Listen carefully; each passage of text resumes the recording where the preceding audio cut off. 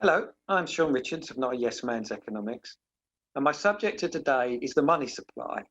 There's some quite extraordinary things going on in response to the COVID pandemic, and this has quite a lot of implications for how economies will behave in the months and years ahead. What do I mean by this?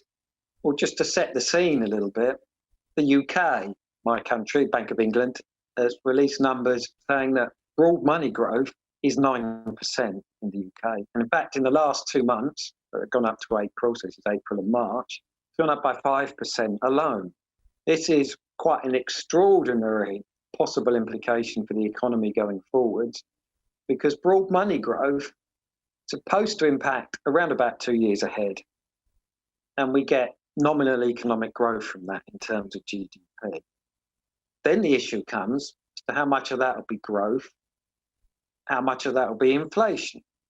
So we already have a sort of signal here for those that are worried about inflation out of this phase as they see all the government, central bank impacts and so on. And of course, we don't know what the split between the two will be, growth, inflation. So this is a big push that we've seen around the world. For example, the euro area numbers are 8.3% the last year.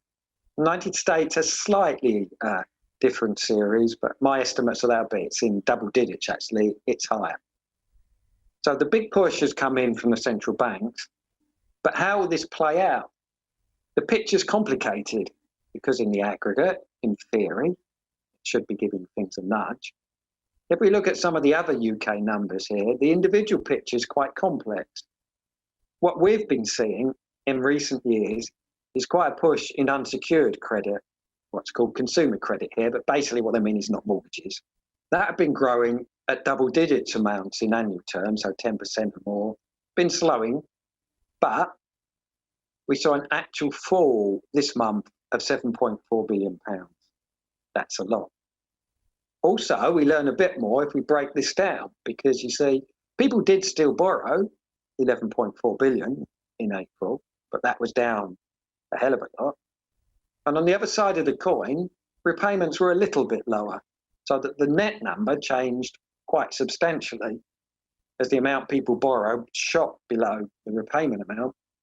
And you see a number, 7.4 billion, it's kind of one of those numbers that has a shock impact. It took the annual growth figure negative, only minus 0.4%, but nonetheless negative. So there is an impact here. And this shows how the pandemic is playing out in different areas. Some can repay. For them, they're actually maybe even winning here. But of course, there are lots that are in bad shape, can't pay their mortgages, and so on. So that's the picture as we swing across. And as I said, this has implications for what economies are going to do.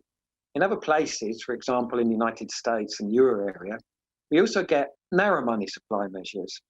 What have we seen by them? They've surged even more, over 11% in the Euro area, somewhere around, well, depending which numbers you pick, but 20-30% actually in the United States.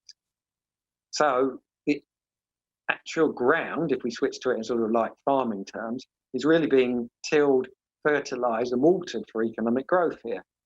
What we don't know is how this will play out as economies come out of the lockdown and open up, where this is going to growth. And of course, right now, we don't even know how far we've dropped. We've got some signals, some numbers, an idea of where we stand.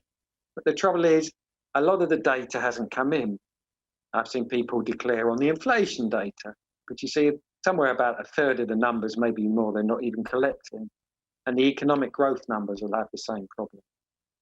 But the message I want to leave you with today is money supply growth, everywhere you look, has gone through the roof.